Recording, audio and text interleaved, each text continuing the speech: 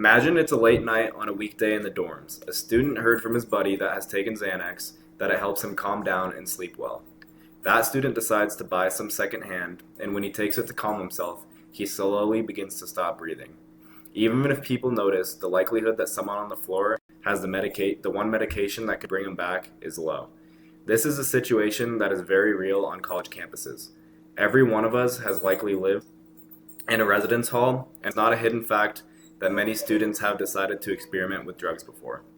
This problem is not distant, it is a problem that can happen at any given time, a couple doors down from us. Over the past week, I've researched campus overdose studies, including peer-reviewed studies on naloxone, also known as Narcan, and laws and programs that are already operating in universities across the country. Today, I will go over the deadly problem of opioid overdose among college students, what causes it to be so lethal, and then finally a specific and affordable solution that CSU and other campuses can adopt. Let's start with understanding how serious this problem has really become. Fatal opioid overdose is now one of the biggest threats toward young adult lives, and it has reached into college campuses as well. Drug overdose is the leading cause of death for Americans between the ages of 18 and 44, the pinpoint age of most college students.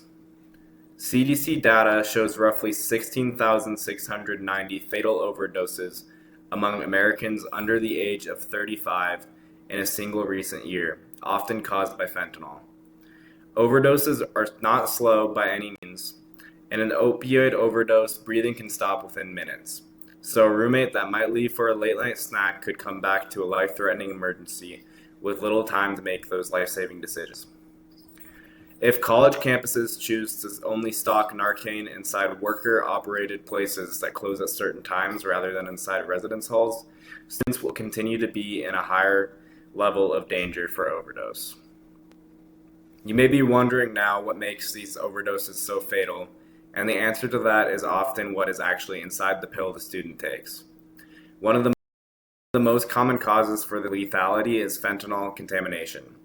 Illegally manufactured fentanyl is now put into counterfeit pills made to look like Xanax, Percocet, Adderall, and more. A student who thinks they may be taking a familiar pill could actually be swallowing a lethal dose of fentanyl. The U.S. Substance Abuse and Mental Health Services Administration confirms that overdoses from fentanyl can be reversed with Narcan if used in time, but relies on someone having it ready, which goes into the second reason overdoses can be so fatal.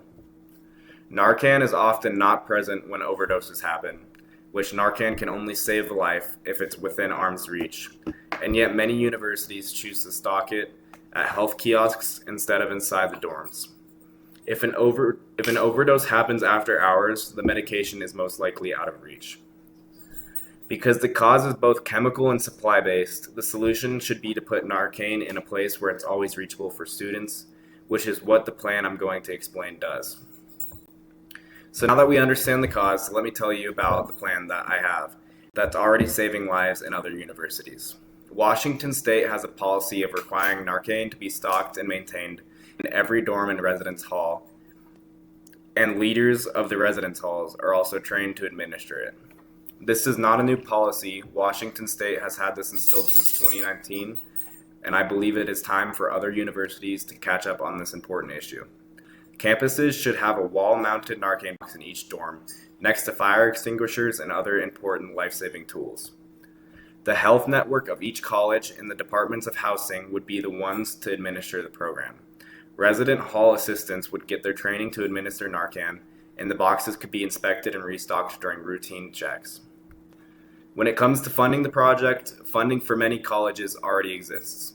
For example, here in Larimer County, they have received more than $2 million in opioid settlement money, and in 2025, the Colorado Attorney General's office created a statewide fund to purchase Narcan in bulk.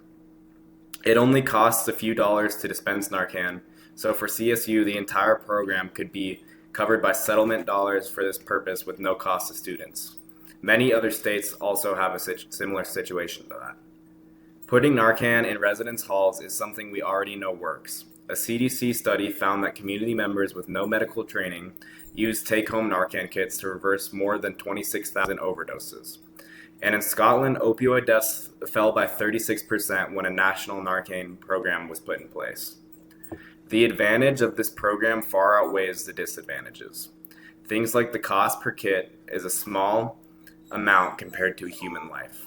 The time to implement the program is low and could easily be implemented on a whim in a couple of weeks' time. Although overdose deaths in young adults has actually been declining over the past year or two, I still believe this program has merit and is important to implement in all colleges and universities. With all this being said, does anyone have any questions about the program or the problem at hand?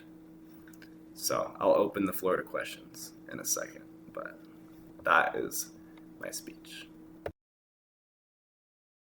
Okay, the floor is now open for questions. What about the people that don't live in dorms? Like people off-campus residents. Yeah. That's harder for sure because it's up to like the individual apartments to have the Narcan. Like, I guess if it's close enough to the campus could maybe get an outreach program where they would say, hey, we want to mandate if you're like in a certain vicinity, you have to have Narcan in the building. That could work maybe, but I don't know if that's like the thing that can actually happen. But yeah, this is more just like with the dorms, the dorm halls and stuff. But the problem as a whole is still there, I guess. Is there a certain thing you have to do to use Narcan? Like, how are kids gonna just like know? There'd be instructions like the take home kits. They have simple instructions. It's really easy to use too. It is. Okay. Yeah. Anything else?